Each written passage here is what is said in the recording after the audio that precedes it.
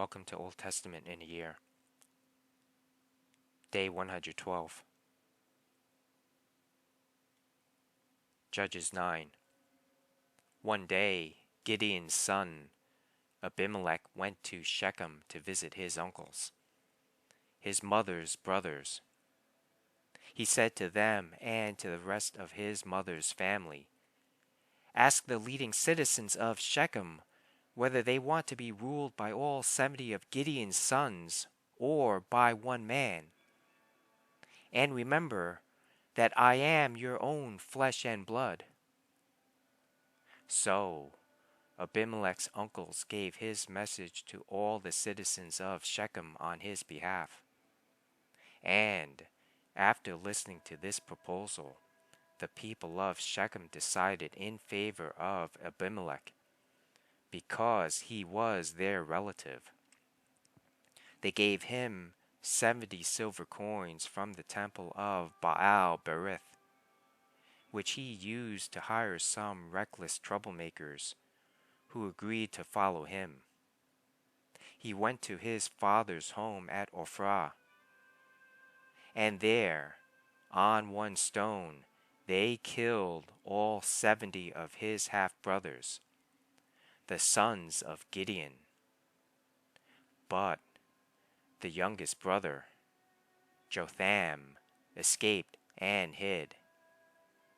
Then all the leading citizens of Shechem and Beth Milo called a meeting under the oak beside the pillar at Shechem, and made Abimelech their king.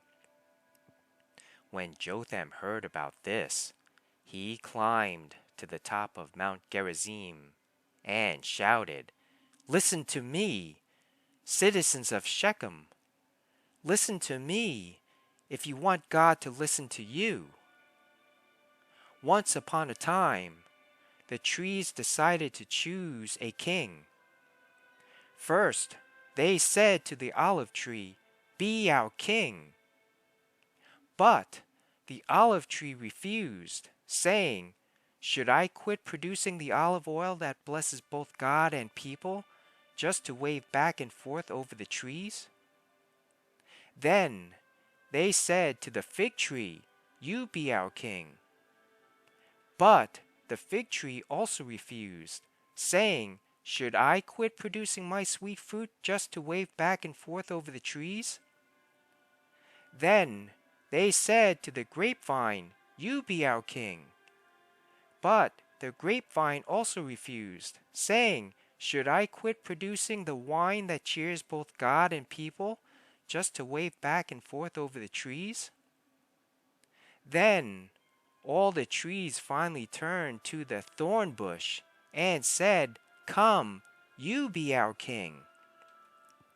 And the thorn bush replied to the trees, 'If you truly want to make me your king, come and take shelter in my shade. If not, let fire come out from me and devour the cedars of Lebanon.'" Jotham continued, "Now, make sure you have acted honorably and in good faith by making Abimelech your king, and that you have done right by Gideon and all of his descendants. Have you treated him with the honor he deserves for all he accomplished? For he fought for you and risked his life when he rescued you from the Midianites. But today you have revolted against my father and his descendants, killing his 70 sons on one stone. And you have chosen his slave woman's son, Abimelech, to be your king just because he is your relative. If you have acted honorably and in good faith toward Gideon and his descendants today, then may you find joy in Abimelech, and may he find joy in you. But if you have not acted in good faith, then may fire come out from Abimelech and devour the leading citizens of Shechem and Beth Milo, and may fire come out from the citizens of Shechem and Beth Milo, and devour Abimelech. Then Jotham escaped and lived in Beer, because he was afraid of his brother Abimelech. After Abimelech had ruled over Israel for 3 years, God sent a spirit that stirred up trouble between Abimelech and the leading citizens of Shechem, and they revolted. God was punishing Abimelech for murdering Gideon's 70 sons, and the citizens of Shechem for supporting him in this treachery of murdering his brothers. The citizens of Shechem set an ambush for Abimelech on the hilltops and robbed everyone who passed that way. But someone warned Abimelech about their plot. One day, Gaal, son of Ebed, moved to Shechem with his brothers and gained the confidence of the leading citizens of Shechem. During the annual harvest festival at Shechem, held in the temple of the local god, the wine flowed freely, and everyone began cursing Abimelech. "Who is Abimelech?" Gaal shouted. "He's not a true son of Shechem, so why should we be his servants? He's merely the son of Gideon, and this Zebul is merely his deputy. Serve the true sons of Hamor, the founder of Shechem. Why should we serve Abimelech? If I were in charge here, I would get rid of Abimelech. I would say to him, 'Get some soldiers and come out and fight.'" But when Zebul, the leader of the city, heard what Gaal was saying, he was furious.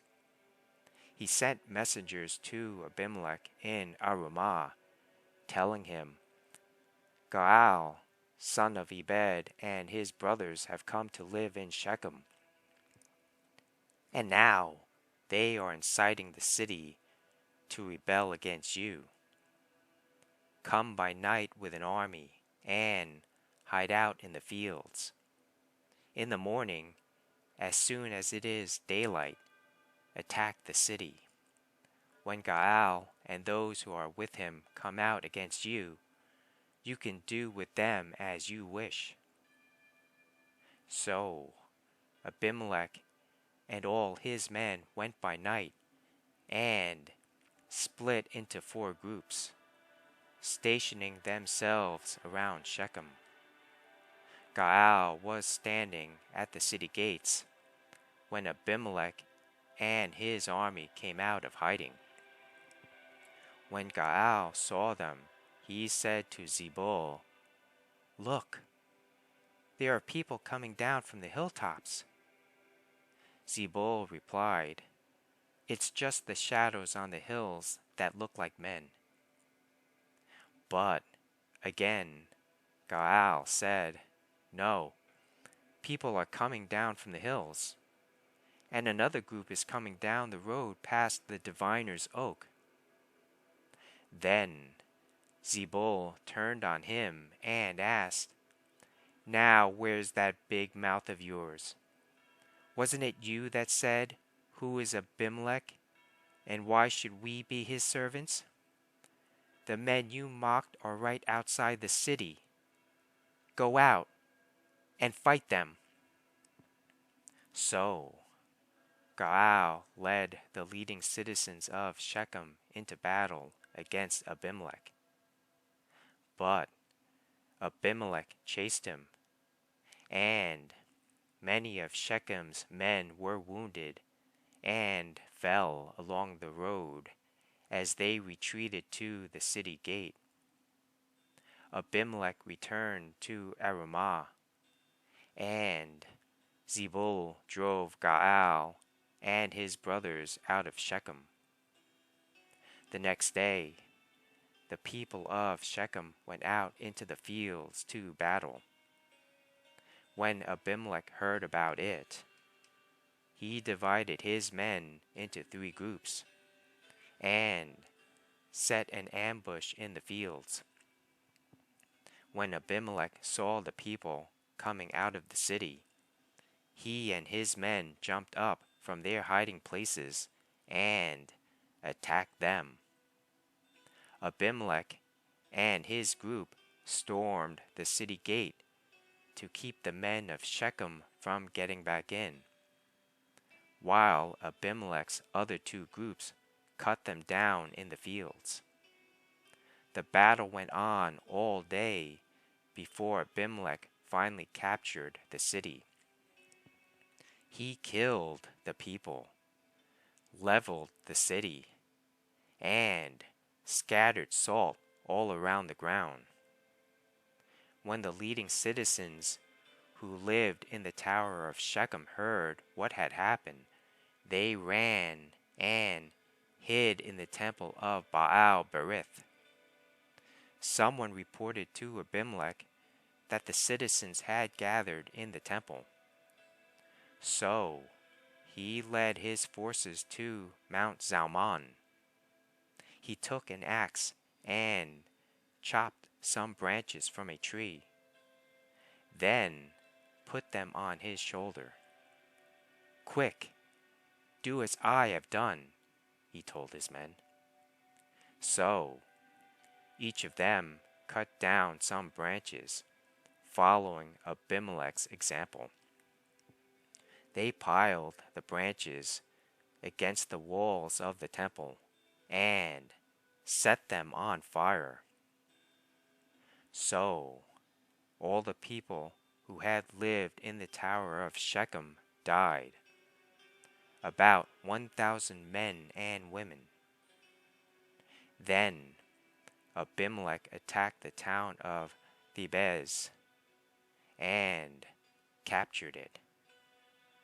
But there was a strong tower inside the town, and all the men and women, the entire population, fled to it.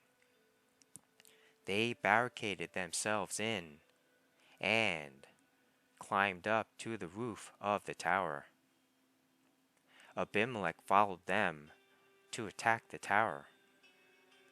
But as he prepared to set fire to the entrance, a woman on the roof dropped a millstone that landed on Abimelech's head and crushed his skull. He quickly said to his young armor-bearer, "Draw your sword and kill me. Don't let it be said that a woman killed Abimelech." So the young man ran him through with his sword, and he died.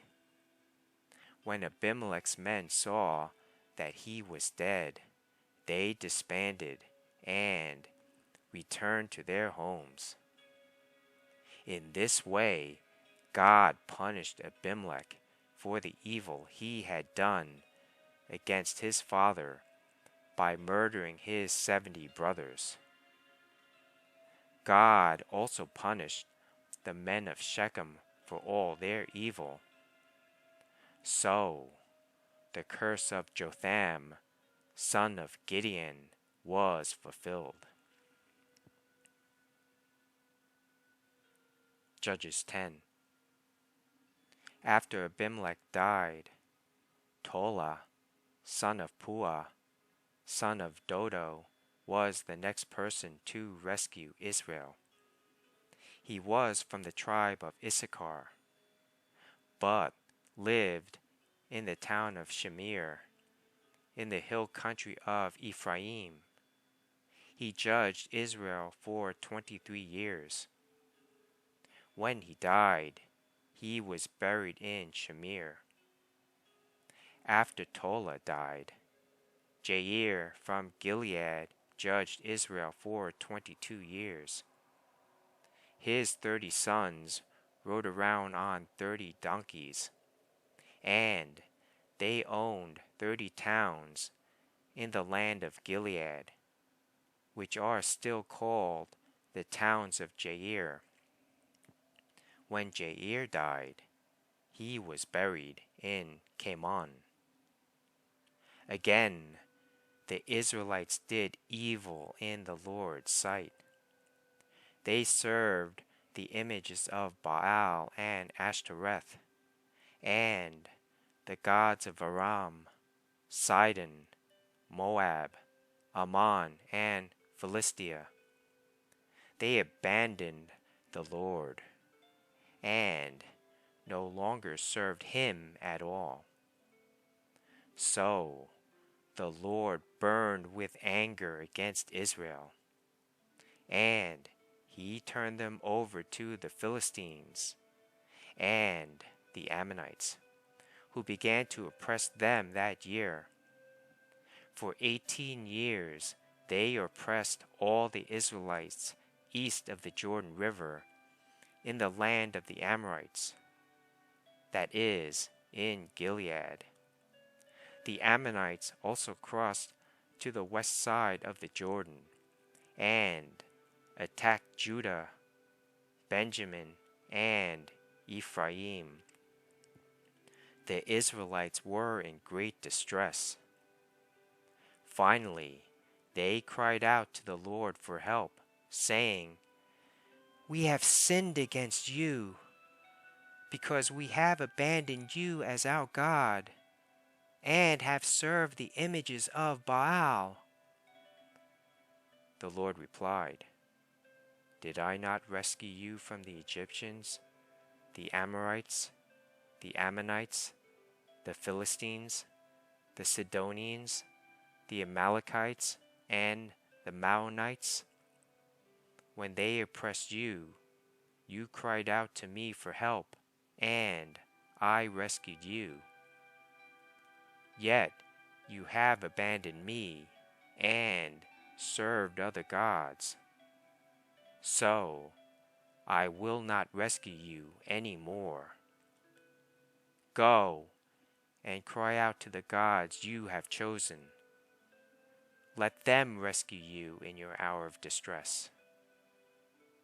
But the Israelites pleaded with the Lord and said, "We have sinned. Punish us as you see fit.